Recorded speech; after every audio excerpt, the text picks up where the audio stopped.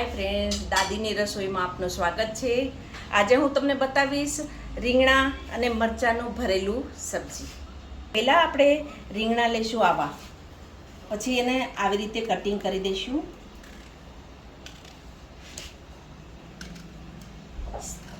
બધા રીંગણા આ રીતે આપણે કટ કરવાના છે। આ રીતે જો ફ્રેન્ડ્સ, મેં રીંગણા બધા કટિંગ કરી લીધા છે। આમાં બધાને મસાલો આપણે ભરીશું। એ સાથે જ આપણે મરચાં પણ આવી રીતે કટિંગ કરી લેવાના છે। આ મરચાંમાં બધો મસાલો જો આ રીતે ભરી લેવાનો। આ તૈયાર થઈ ગયા છે। ચાલો ફ્રેન્ડ્સ, તમને બતાવું કે મરચાં કઈ રીતે આપણે પહેલાં મરચાંનું કરીશું, પછી તમને મસાલો રીંગણનો બતાવીશ। હવે આપણે મરચાં માટે આ પાણી મૂકી દઈશું, એના ઉપર આ ચાયણો મૂકશું અને મરચાં આપણે એમાં બાફવા મૂકી દઈશું। અને આ મરચાં આપણા બફાઈ રહ્યા છે એટલામાં આપણે રીંગણાનો મસાલો કરી લઈશું।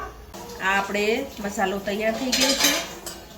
મરચાં, આદુ લસણની પેસ્ટ, સાથે જે આપણે મરચાંમાં નાખ્યું હતું ચણાનો લોટ, એ પણ આપણે આટલો આમાં લઈશું। લાલ મરચું, 2 ચમચી ધાણા જીરું અને સ્વાદ અનુસાર મીઠું। આપણો મસાલો તૈયાર થઈ ગયો છે।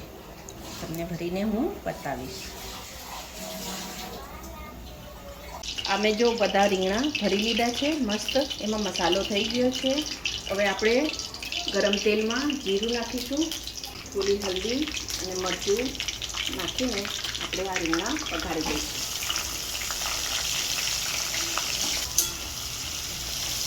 તમે જોઈ રહ્યા છો મરચાં પણ સરસ રીતે બફાઈ ગયા છે બધા, અને સબ્જી પણ આપણી સરસ રીતે થઈ ગઈ છે।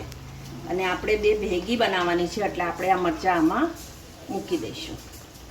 આ રીતે આપણે મિલાઈ લઈશું।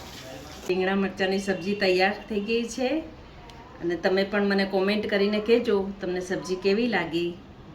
Thank you.